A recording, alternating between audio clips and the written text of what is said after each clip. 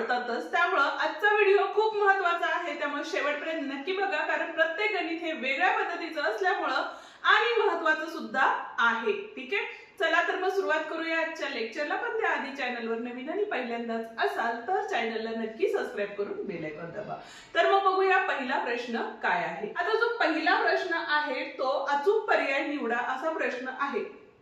मला अशी आशा आहे की हा प्रश्न तुम्हाला सुटलाच असेल, त्यामुळे आपण डायरेक्ट दुसऱ्या प्रश्नापासून या ठिकाणी सुरुवात केलेली आहे। पण ज्यांना कुणाला हा प्रश्न सुटला नसेल त्यांनी मला नक्की कमेंट करा की हा प्रश्न सुद्धा सोडवून द्या। तर मग बघूया दुसरा प्रश्न काय आहे। काय सांगितलेलं आहे बघा, तर त्रिकोण ABC मध्ये आता आकृती आहे बघा, ABC ही आकृती दिलेली आहे। यामध्ये B'D''C म्हणजे BDC हे एकरेषीय बिंदू आहेत आणि बाजू पण दिलेले आहेत बघा या ठिकाणी। तर BD बरोबर आपल्याला 7 दिलेला आहे आणि दुसरं म्हणजे BC जे आहे ती किती दिलेली आहे आपल्याला, तर 20 दिलेले आहे। ठीक आहे, आता जर आपल्याला BC दिलेला आहे, BD दिलेला आहे, DC जर काढायचं झालं तर तेही आपण या ठिकाणी काढू शकतो। म्हणजेच बघा, जर आपल्याला DC काढायचं झालं तर आपण काय करणार आहे, BC वजा काय करणार आहे या ठिकाणी BD करणार आहे। ठीक आहे, का केलं तर हे B'D''C म्हणजेच काय, तर एक रेषीय बिंदू म्हणजेच एका रेषेवर असणारे हे बिंदू आहेत। ठीक आहे, आता त्यामुळे इथे किती झाले बघा, तर इथं होते 20 वजा 7 झाले, म्हणजे किती आले या ठिकाणी 13 आलेला आहे। ठीक आहे, म्हणजे BC किती आला आपला, 13 आला। ठीक आहे, आता पुढे प्रश्न काय आहे, तर खालील गुणोत्तरे काढा। आता गुणोत्तरे कोणती काढायची आहे ती आपण या ठिकाणी 1, 2 आणि 3 लिहून घेतलेली आहे। ठीक आहे, आता पहिल्या गुणोत्तराचा जर विचार केला तर त्रिकोण ABD, ठीक आहे, म्हणजेच कुठला बघा, ABD चे क्षेत्रफळ भागिले त्रिकोण ADC चे क्षेत्रफळ, ADC चे क्षेत्रफळ। लक्षात घ्या, ज्या वेळेला एकच शिरोबिंदू असतो आणि त्यातून खाली तयार होणारे जे त्रिकोण असतील तर त्या त्रिकोणाची उंची ही समान असते, म्हणजे त्या दोन त्रिकोणाच्या क्षेत्रफळांचे गुणोत्तर हे पायांच्या प्रमाणात असते। आता पाया काय आहे, तर पहिला आहे आपला BD आणि दुसरा आहे आपला DC। याचं कारण काय असणार आहे, तर समान उंचीचे त्रिकोण किंवा त्रिकोण हे अक्षरातच लिहा। ठीक आहे, आता इथं BD किती आहे आपला 7 आहे, म्हणून इथं आले 7। DC किती आहे 13, म्हणजे पहिल्याच उत्तर हे किती आलेले आपलं 7/13 हे गुणोत्तर आलेलं आहे। ठीक आहे, दुसऱ्या त्रिकोणाच्या क्षेत्रफळांचे गुणोत्तर बघितलं तर त्रिकोण कुठला आहे बघा, ABD म्हणजेच ABD हाच त्रिकोण आहे आणि खालचा आहे त्रिकोण ABC म्हणजेच कुठला आला बघा, ABC। परत उंची काय असणार आहे, समान आहे पाया प्रमाणात, म्हणून या ठिकाणी येणार आहे BD/BC।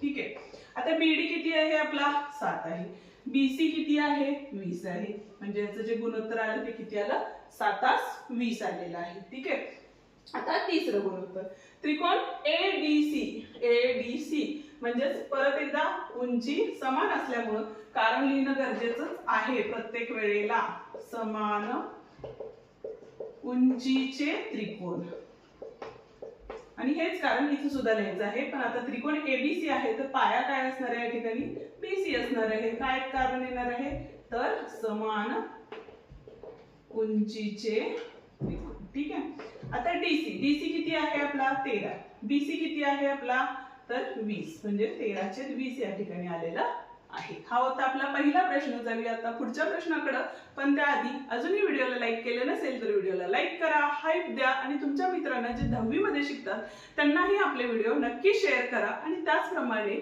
खाली आपण व्हॉट्सअप आणि टेलिग्रामची लिंक दिलेली आहे, ती लिंकही जॉईन करा, जेणेकरून आपण जेव्हा कधी लाईव्ह येऊ किंवा नवीन कधी व्हिडिओ येईल त्यावेळेला आपण तिथं अपलोड करत असतो किंवा सांगत असतो। तिसरा प्रश्न बघतोय, काय सांगितलेलं आहे बघा, प्रश्न लिहिलेला नाही आता मी। समान उंचीच्या दोन त्रिकोणांच्या क्षेत्रफळांचे गुणोत्तर 2:3 आहे। पहिल्यांदा ज्या दिलेल्या गोष्टी आहेत ती लिहून घ्या। काय सांगितलेले आहे, समान उंचीच्या दोन त्रिकोणांच्या क्षेत्रफळांचे गुणोत्तर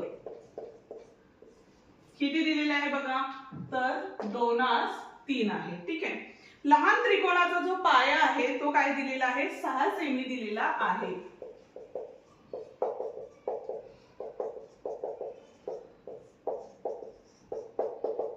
6 सेमी. ठीक आहे. तर मोठ्या त्रिकोणाचा संगत पाया किती असेल असं विचारलेलं आहे आणि काय काढायचं आपल्याला, तर मोठ्या त्रिकोणाचा पाया. ठीक आहे. मराठीतून व्हिडिओ आहे तर इथे सेमी मराठीतच लिहा x मानून, जो की आपल्याला काढायचा आहे. ठीक आहे. आता या ठिकाणी देताना आपल्याला काय सांगितलेले आहे बघा, तर दोन त्रिकोणांच्या क्षेत्रफळांचे गुणोत्तर दिलेले आहे. पण त्रिकोण कसले आहेत, तर समान उंचीचे दोन त्रिकोण आहेत. ठीक आहे. कुठला दिलेली गोष्ट काय आहे, 2:3 हे आपलं गुणोत्तर आहे. ठीक आहे. आता या ठिकाणी लहान त्रिकोणाचा पाया 6 दिलेला आहे. ठीक आहे. म्हणजे आपण या ठिकाणी काय करणार आहे, पाया 6 घेतला आणि मोठ्या त्रिकोणाचा पाया आपल्याला काढायचा आहे, त्यामुळे या ठिकाणी x घेतले. ते का घेतले, तर कारण काय असणार आहे, समान उंचीचे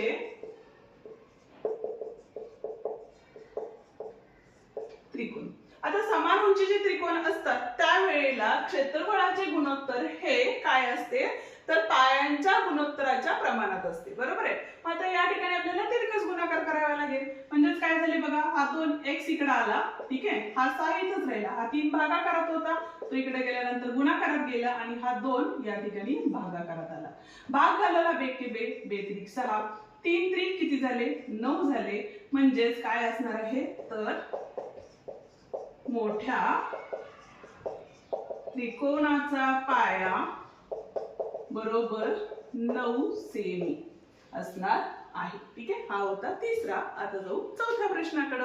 ठीक आहे. त्याचप्रमाणे तुम्ही मला सांगा आपली शिकवण्याची पद्धत तुम्हाला कशी वाटते, नक्की कमेंट करा. चौथा प्रश्न बघतोय, काय सांगितलेलं आहे, आकृती या ठिकाणी काढून घेतलेली आहे. काय सांगितलेलं बघा, आकृतीमध्ये कोण ABC बरोबर 90 अंश दिलेला आहे आणि त्याच पद्धतीनं कोण DCB हा सुद्धा 90 अंश दिलेला आहे आणि AB बरोबर 6 दिलेला आहे आणि DC बरोबर 8 दिलेला आहे. तर त्रिकोण ABC चे क्षेत्रफळ भागिले त्रिकोण DCB चे क्षेत्रफळ यांचे गुणोत्तर आपल्याला या ठिकाणी काढायचे आहे. ठीक आहे. तर आता या ठिकाणी बघा, दिलेल्या ज्या गोष्टी असतात त्या पहिल्या घेऊन घ्यायच्या. ठीक आहे. आता पहिल्यांदा जर विचार केला, त्रिकोण कुठला त्रिकोण आहे आपला, तर ABC व त्रिकोण कुठला आहे, तर BCD. तोच दिलाय का आपल्याला, नाही. तर काय दिलंय, DCB असं नाव दिलेलं आहे. ठीक आहे. मध्ये क्या बारीक सारीक गोष्टी असतात आणि लिहिणं महत्वाचं असतं. ठीक आहे. तर यामध्ये बघा, त्रिकोण ABC आणि त्रिकोण DBC हे काय दिलेलं आहे, हे काय आहे, तर काटकोन त्रिकोण आहेत. ठीक आहे. त्यामुळे काय झालं बघा, आणि त्या दोघांचा पाया सामायिक आहे. पाया सामायिक आहे. आता सामायिक म्हणजे काय बघा, ABC हा त्रिकोण घेतला तर BC हा पाया आहे आणि DCB हा त्रिकोण घेतला तरी सुद्धा BC हा पाया आहे. म्हणून आता जे क्षेत्रफळांचे गुणोत्तर आहे ते काय लिहू शकतो बघा आपण, तर त्रिकोण ABC छेद त्रिकोण DCB भागिले A, म्हणजे हे त्रिकोणाचे क्षेत्रफळ असं म्हणतो आपण, बरोबर काय असणार आहे, तर उंचीच्या प्रमाणात असणार आहे. म्हणजे या ठिकाणी काय असणार आहे, तर AB छेद DC असणार आहे. कारण आपण इथं लिहिलेलंच आहे सामायिक पाया आहे, पण या ठिकाणी काय लिहू शकतो, पाया समान असल्याने क्षेत्रफळे उंचीच्या प्रमाणात. ठीक आहे का, तर पाया समान आहे त्यामुळे उंची आपण काय करतो, प्रमाणात घेतो. बरोबर आहे. आता AB बरोबर किती दिलेले आपल्याला, 6 दिलेले आहे आणि DC बरोबर किती दिलेले आहे, 8. आता या दोन्ही संख्यांना भाग जाणारी संख्या कुठली आहे, तर 2 आहे. याला आडवा भागाकार म्हणतो. आता हे बेसिक व्हिडिओ जर तुम्हाला माहिती नसेल तर त्याचेही व्हिडिओ आपण डिटेल मध्ये आपल्या चॅनल वरती अपलोड केलेले आहेत, ते तुम्ही बघू शकता. इथे बघा, त्याची लिंक खाली डिस्क्रिप्शन मध्ये दिलेली आहे. 2 ने भाग आलेला बेत्रिक 6 बेचोक 8. म्हणजे काय झालं, त्रिकोण ABC चे क्षेत्रफळ छेद त्रिकोण DCB चे क्षेत्रफळ बरोबर 3/4 हे उत्तर आलेलं आहे. ठीक आहे. हा होता आपला चौथा प्रश्न. पाचवा प्रश्न आहे, काय सांगितलेलं आहे बघा या ठिकाणी, तर आकृतीमध्ये आकृती काढून घेतलेली आहे आपण या ठिकाणी. तर PM बरोबर 10 दिलेला आहे. PM म्हणजे कुठे आलं बघा, PM हे किती दिलेलं आहे आपल्याला, तर 10 दिलेलं आहे. ठीक आहे. पुढे काय सांगितलेलं आहे, तर त्रिकोण त्रिकोण PQS चे क्षेत्रफळ, PQS चे क्षेत्रफळ किती दिलेले आहे? 100 चौसमी दिलेले आहे. आणि त्रिकोण QRS चे क्षेत्रफळ 110 चौसेमी दिलेलं आहे आणि NR आपल्याला काढायचा आहे. ठीक आहे, आता या गोष्टीचं बघा, तुम्हाला क्षेत्रफळ दिले असतील तर तुम्हाला समरूप त्रिकोणांच्या क्षेत्रफळांचे गुणोत्तरचं गणित आहे का असं कन्फ्युजन होत असते. हे गणित समरूप त्रिकोणाच्या क्षेत्रफळांच्या गुणोत्तरावर आधारित नाही, कारण या गुणोत्तरामध्ये आपल्याला पाया आणि उंची यांचं प्रमाण दिलेलं आहे. आता आकृतीचा विचार केला तर आता या ठिकाणी बघा PQS म्हणजेच बघा त्रिकोण PQS व त्रिकोण QRS म्हणजेच कुठला बघा QRS. ठीक आहे, आता या दोघांची उंची दिलेली आहे, लंब असतो ती काय असती? उंची असती. पण या दोघांची उंची दिलेली आहे, मग पाया काय झालेला आहे? तर त्रिकोण PQS व QR मध्ये काय असणार आहे? तर QS हा समान पाया आहे, बरोबर आहे. आता आपल्याला काढायचं काय आहे? तर NR काढायचे, म्हणजे दुसऱ्या त्रिकोणाची उंची काढायची आहे. मग आता दिलेल्या ज्या गोष्टी आहेत त्या लिहून घ्या. काय आहे? तर त्रिकोण PQS चे क्षेत्रफळ छेद त्रिकोण काय असणार आहे आपलं? QRS चे क्षेत्रफळ बरोबर. आता पाया हा काय आहे? समान आहे, त्यामुळं त्रिकोण हे काय असणार आहे? तर उंचीच्या प्रमाणात असणार आहे. ठीक आहे, इथं आले आपले NR. त्रिकोणांचे क्षेत्रफळ